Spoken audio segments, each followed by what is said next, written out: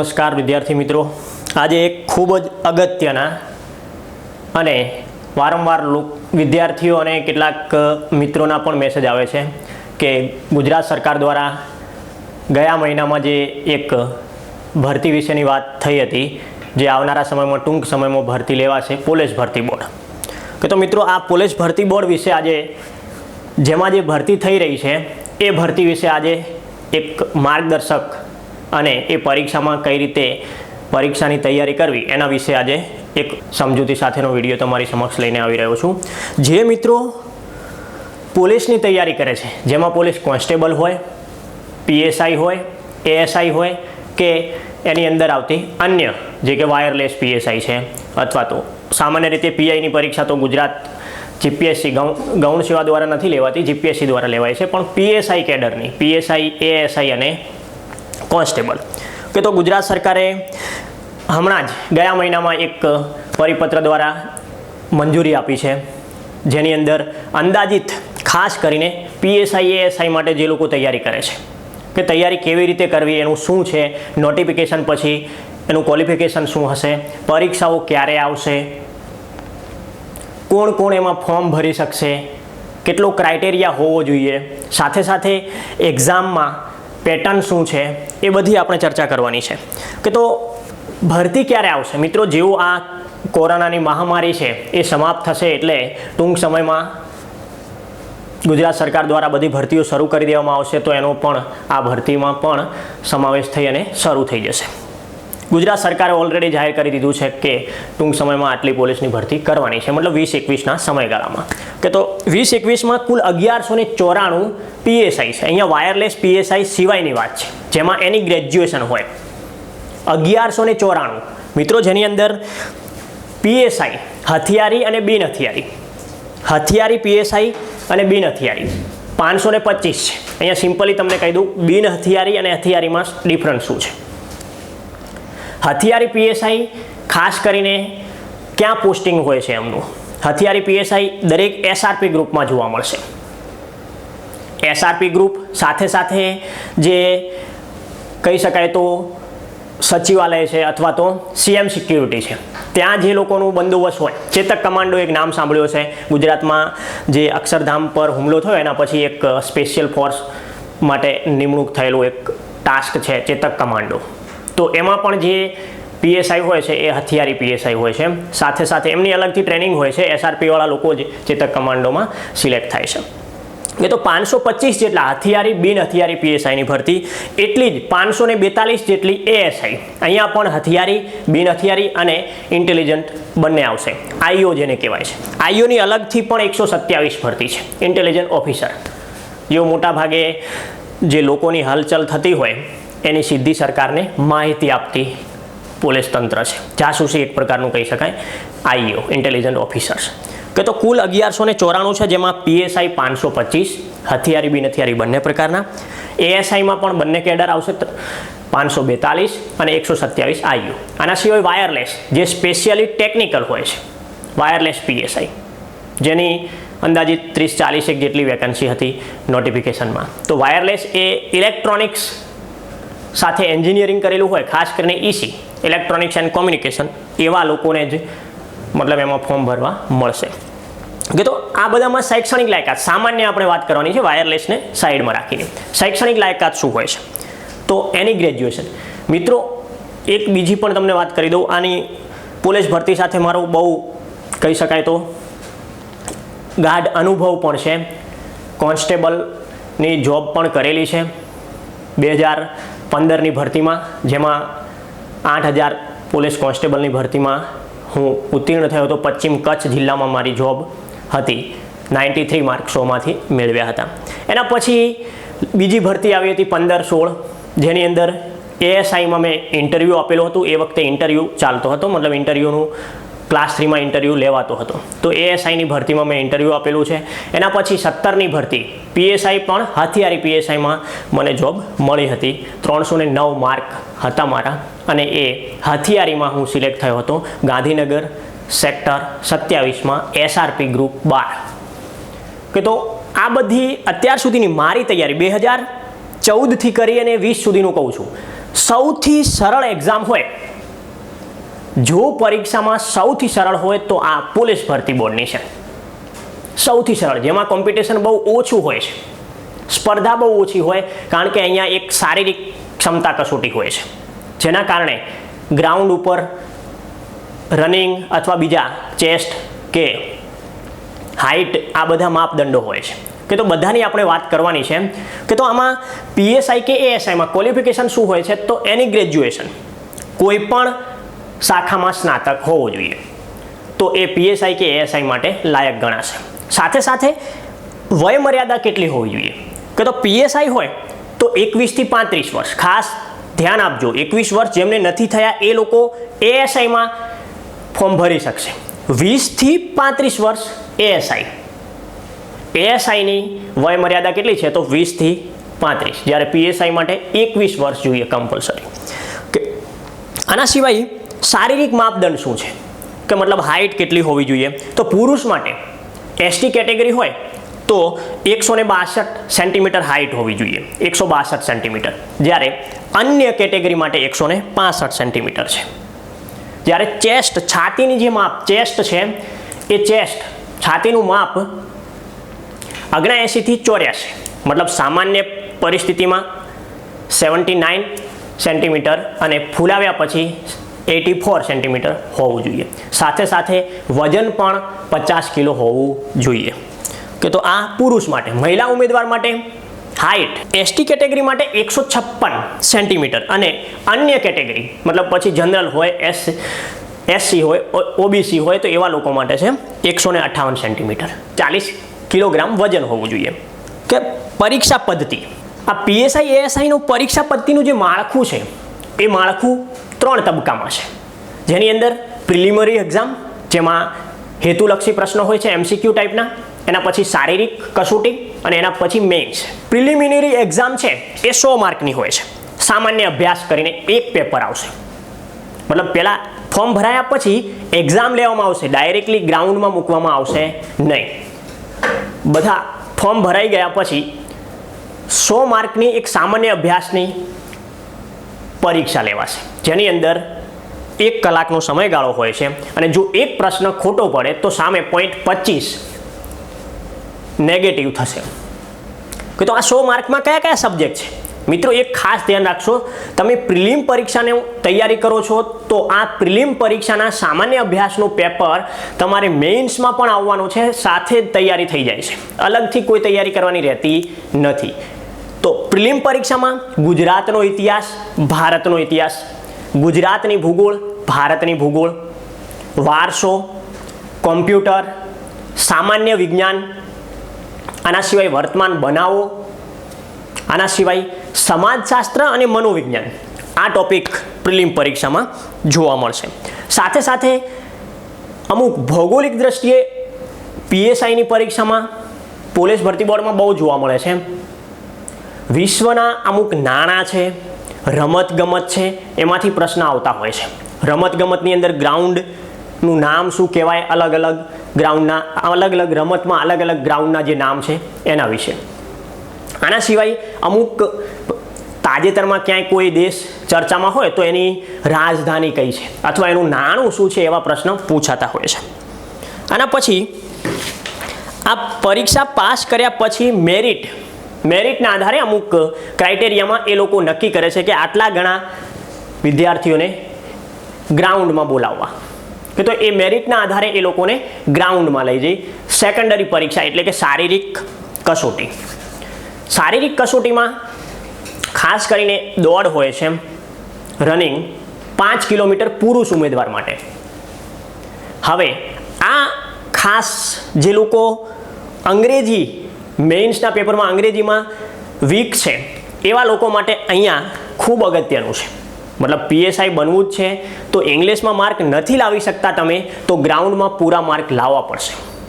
આ ખાસ અગત્યનું છે કે પ્રેક્ટિસ કરો તો બધું શક્ય છે. 5 કિલોમીટર મેક્સિમમ કેટલા મિનિટમાં પૂરી કરવાની છે? 25 મિનિટમાં. હવે અહીંયા છેલ્લી 2 ભરતીઓથી આ લોકોએ માર્કિંગ રાખેલું છે, ગ્રાઉન્ડમાં માર્ક, મતલબ જલ્દી દોડી જાઓ તો વધારે માર્ક અને 25 મિનિટ સુધી દોડો તો ઓછા માર્ક.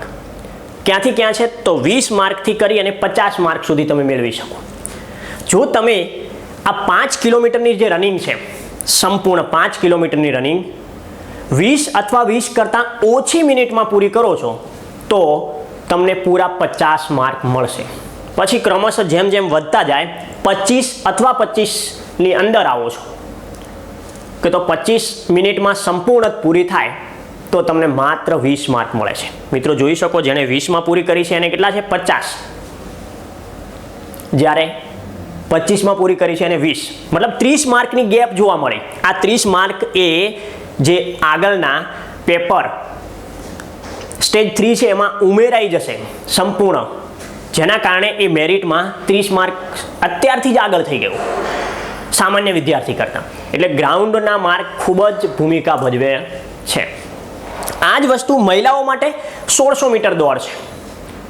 1600 સેમ ફોર્મ્યુલા લાગુ પડશે. મહિલાઓ 1600 મીટર દોડ 7 મિનિટ અથવા 7 મિનિટ કરતાં ઓછા સમયમાં પૂરી કરે તો એમને પણ 50 માર્ક મળવા પાત્ર છે. પણ આ જ દોડ જો મહિલાઓ 9 મિનિટ અને 30 સેકન્ડમાં પૂરી કરે તો 9 મિનિટ અને 30 સેકન્ડ મેક્સિમમ છે.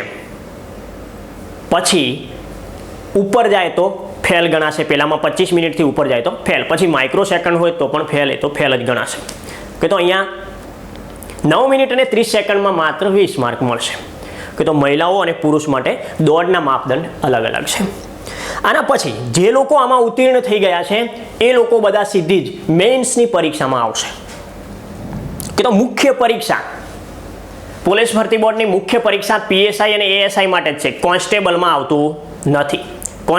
કોન્સ્ટેબલમાં સીધી પ્રિલિમ પરીક્ષા જે હોય અને સીધું રનિંગ, આમનું ટોટલ થઈ અને સીધું મેરિટ બનશે. કોન્સ્ટેબલમાં સામાન્ય રીતે તમને કહી દઉં, કોન્સ્ટેબલમાં ગ્રાઉન્ડના માર્ક 25 જ છે, 50 નથી, અડધા છે. 10 થી 25, મતલબ એ લોકો જો 5 કિલોમીટર કોન્સ્ટેબલ માટે સ્પેશિયલ પોલીસ કોન્સ્ટેબલનું રનિંગ હોય તો 5 કિલોમીટર જો 20 મિનિટ અથવા 20થી પહેલાં પૂરી કરે તો એમને 25 માર્ક મળશે. અને એ જો 25 મિનિટમાં પૂરું કરે છે તો માત્ર 10 માર્ક, મતલબ અહીંયા પણ 15 માર્કનું ગેપ કહેવાય. મહિલાઓ માટે પણ સેમ ક્રાઇટેરિયા છે દોડનું, આજ પણ માર્ક અડધા થઈ જશે. કે તો હવે મુખ્ય પરીક્ષાની વાત કરીએ. PSI ASIની જે લોકો તૈયારી કરે છે, મુખ્ય પરીક્ષામાં ગુજરાતી ભાષાનું એક પેપર આવશે 100 માર્ક.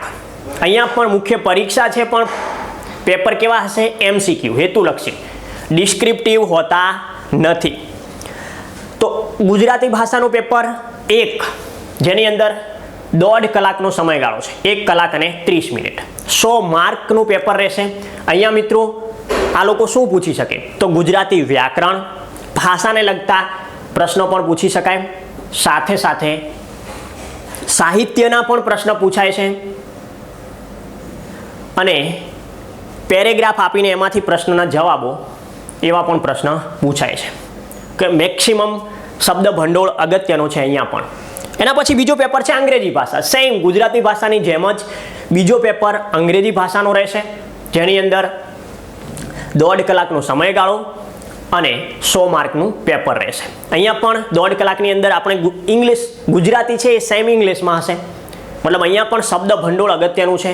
41 માર્કનું જ માત્ર ગ્રામર, વ્યાકરણ પૂછાય છે અંગ્રેજીમાં ગ્રામર, બાકી 60 માર્કની વોકેબ્યુલરી હોય છે. કે તો આ વોકઅપ ખૂબ અગત્યનું છે. અહીંયા પણ સિનોનિમ્સ, એન્ટોનિમ્સ, આઇડમ્સ, આના સિવાય પેરેગ્રાફ આપીને એના ઉપરથી પ્રશ્નના જવાબ જેવા પ્રશ્ન પૂછાય છે. આના પછી સામાન્ય જ્ઞાન. સામાન્ય જ્ઞાનનો ફરીવાર તમને કહું છું, પ્રિલિમ પરીક્ષામાં તમે તૈયારી કરી છે તો અહીંયા કંઈ અલગથી તૈયારી કરવાની રહેતી જ નથી, આખું પેપર કવર થઈ જાય છે. સામાન્ય જ્ઞાન અહીંયા પણ 1.5 કલાક અને 100 માર્ક. પ્રિલિમના સબ્જેક્ટ છે, બધા જ સબ્જેક્ટ અહીંયા તૈયાર કરવાના છે. એક કહી દઉં છું, પ્રિલિમની પરીક્ષામાં એકાદ સબ્જેક્ટ મારાથી બાકી રહી ગયો હોય તો મેથ્સ અને રિઝનિંગ પણ આવે છે આમાં. સામાન્ય રીતે મેથ્સ રિઝનિંગના સામાન્ય દાખલાઓ પરીક્ષામાં પૂછાય છે, પ્રિલિમમાં પણ હોય છે અને મેઇન્સમાં પણ હોય છે. અને ચોથો પેપર મતલબ ગુજરાતી ભાષા, અંગ્રેજી ભાષા, સામાન્ય જ્ઞાન અને ચોથો ખૂબ જ અગત્યનો પેપર છે, સૌથી વધારે સ્કોરિંગ કરી શકાય એક લિમિટેડ મટીરિયલમાંથી, તો એ છે કાયદાકીય બાબતો. અહીંયા પણ કાયદાકીય બાબતોની અંદર બંધારણ સહિત 9 કાયદા આપણે તૈયાર કરવાના છે. કુલ 9 બંધારણ સહિત વાત છે, જેની અંદર 1.5 કલાકનો સમયગાળો અને 100 માર્કનું પેપર રહેશે. કે તો આની અંદર કયા કયા કાયદા તૈયાર કરવા પડશે? તો ભારતનું બંધારણ, આના પછી આઈપીસી એટલે કે ઇન્ડિયન પિનલ કોડ 1860, એના પછી CRPC criminal procedure code 1973, evidence act પુરાવાનો કાયદો 1872. તો મિત્રો કોન્સ્ટેબલની જે લોકો તૈયારી કરે છે એ લોકોએ માત્ર 3 જ કાયદા કરવાના છે, આઈપીસી, સીઆરપીસી અને એવિડન્સ. આના પછી ગુજરાત પોલીસ એક્ટ, પીએસઆઈ માટે અથવા એએસઆઈ માટે ગુજરાત પોલીસ એક્ટ. આના પછી ગુજરાત પ્રોહિબિશન એક્ટ.